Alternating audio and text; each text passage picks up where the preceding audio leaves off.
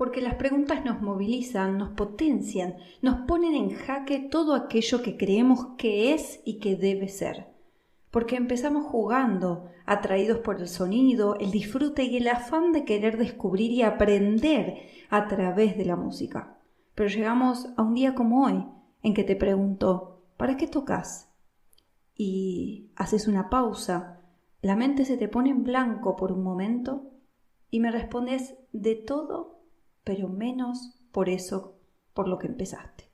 Hoy te pregunto, ¿qué pasó que te olvidaste de aprender jugando?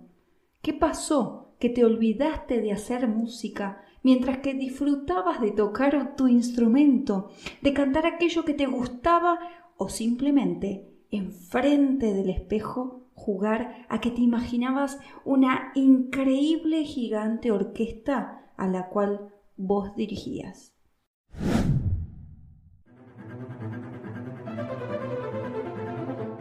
Buenas, buenas. Mi nombre es Ayelen Correa.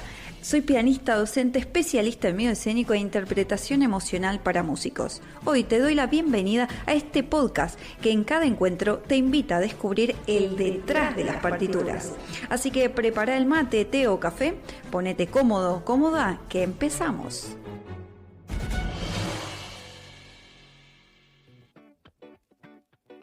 Buenas, buenas, ¿cómo estás? Bienvenido, bienvenida de vuelta a este Detrás de las Partituras.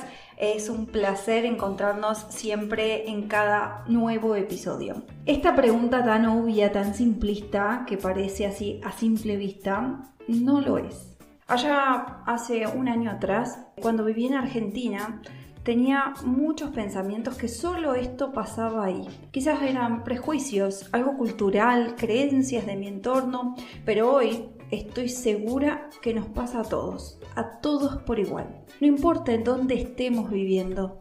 Te cuento que esta pregunta, es decir, ¿para qué toco? ¿Para qué canto? O simplemente ¿para qué hacemos música?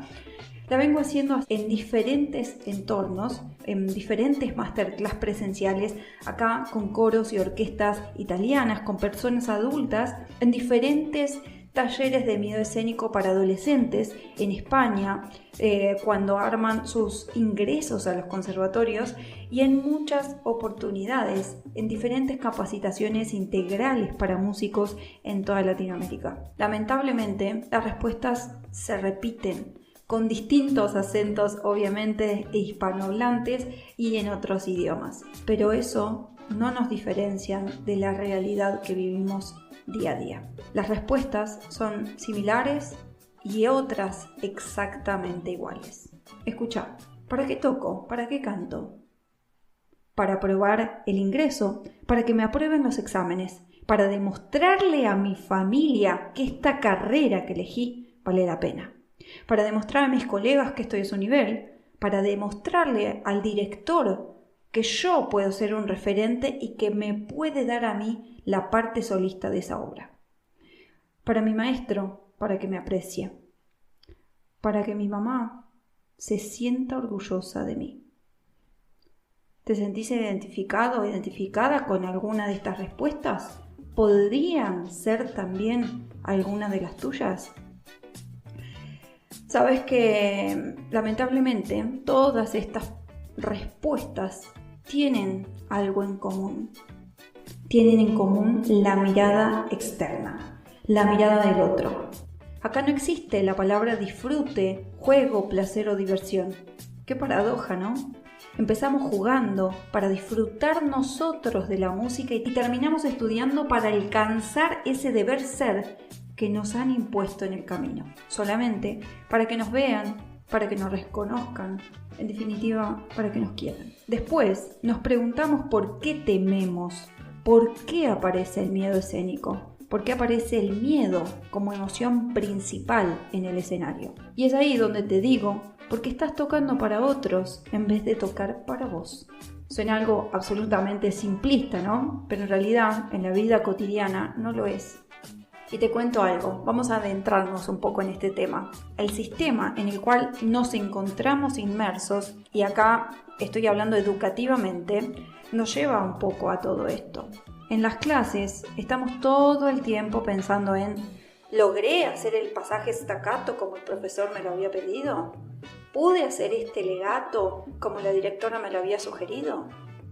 Pero, no llegamos a estas instancias porque queremos. El docente a cargo sabe muy bien que sus estudiantes tienen, y lo voy a remarcar, ellos tienen que llegar al examen con ciertos contenidos concretos para ser aprobados. Sí, es una obviedad. Esto lo escuchamos todos, lo vivimos todos, desde el lado estudiante y después como docentes en esta profesión. Pero qué paradoja, ¿no? Que tengamos que aprobar en vez de acompañar en ese camino de experiencias sonoras y ayudar a nuestros alumnos a conectar con la emocionalidad que propone la obra y que por medio de esa emocionalidad ellos puedan co-crear y reinterpretar emocionalmente con las dinámicas, con las técnicas y demás que la música formal colabora, ayuda y asiste para lograr ese quehacer musical,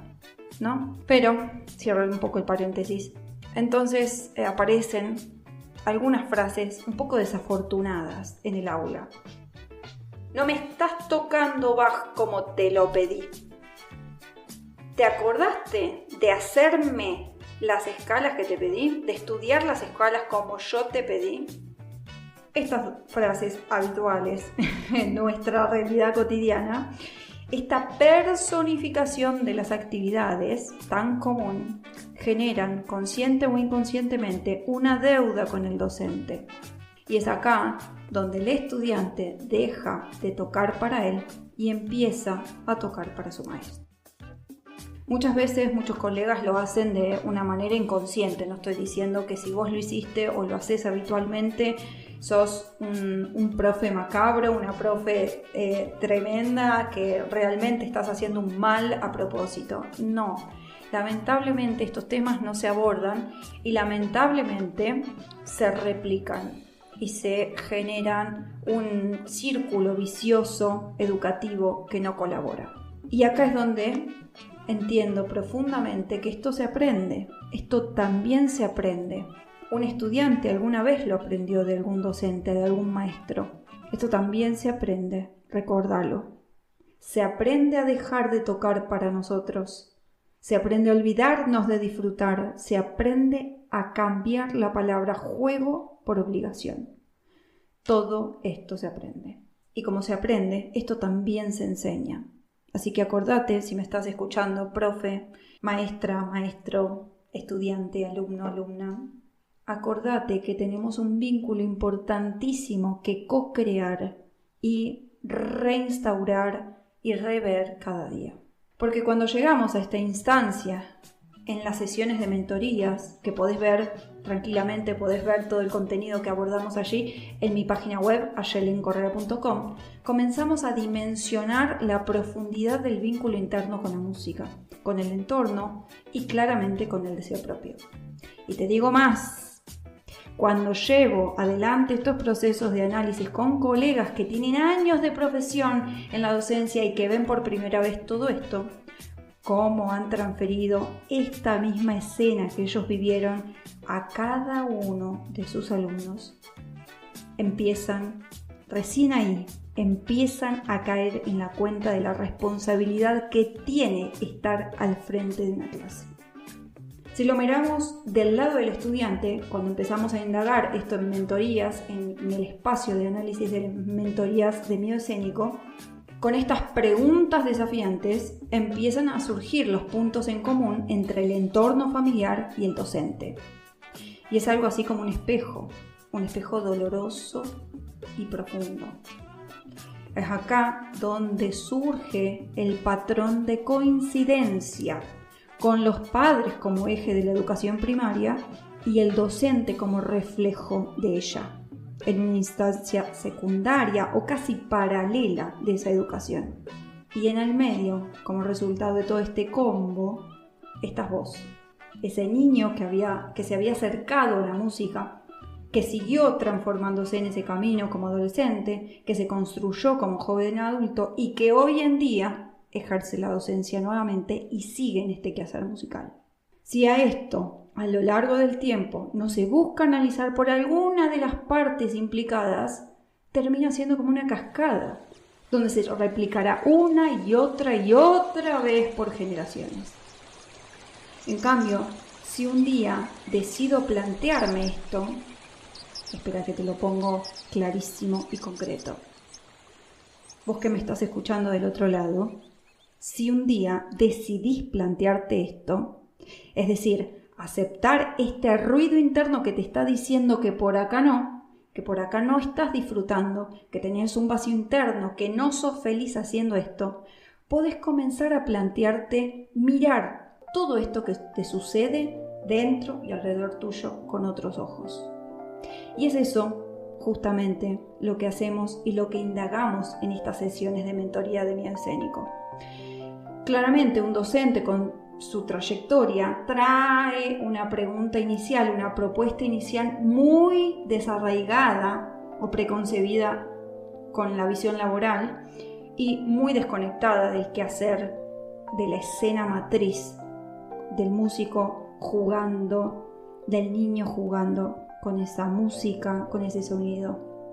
Mientras, en contraposición, vemos que en el caso de los estudiantes está un poco más cercano de sus inicios y puede conectar más rápidamente con ese disfrute, porque no hace tanto que se desconectó de él. Y acá es donde te propongo, ¿no? Empezar a pensarnos desde otro lado en esta pregunta de ¿para qué tocamos? Y te propongo pensarnos desde otro lado, haciendo una pausa y mirar hacia nuestro ejecutante interior, un poquito más seguido, ¿no te parece? Mirar a aquel niño que dejamos atrás para reconectar con la verdadera esencia del quehacer musical y artístico y pensar en poder hacer una pausa, tomar conciencia de esa huella que dejamos y poder volver a conectarnos con nosotros mismos. Si te sentís identificado o identificada con todo esto, ojalá te puedas permitir un espacio de introspección y sumarte a las mentorías donde abordamos cada arista de estas realidades. Te invito, realmente es un proceso transformador desde la primera sesión hasta la última.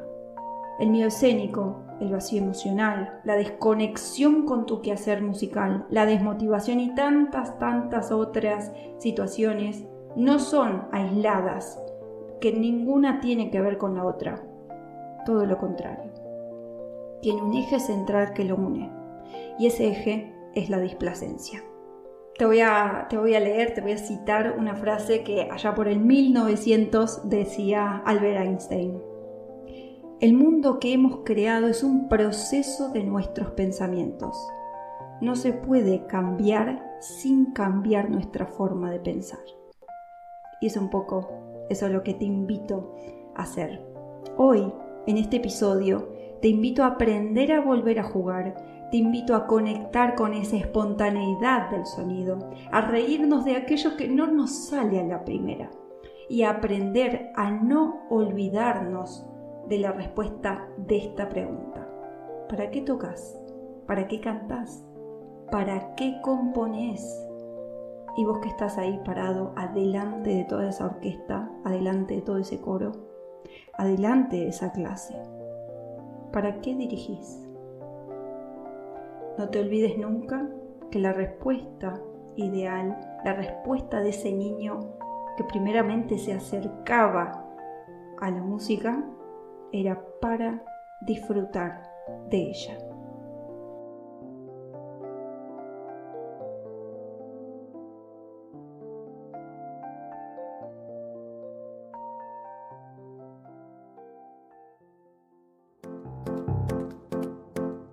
Te cuento que me encontrás en las redes como ayelencorrea.música. Ahí vas a descubrir cada uno de los espacios que creé exclusivamente para vos. Nos vemos detrás de las partituras.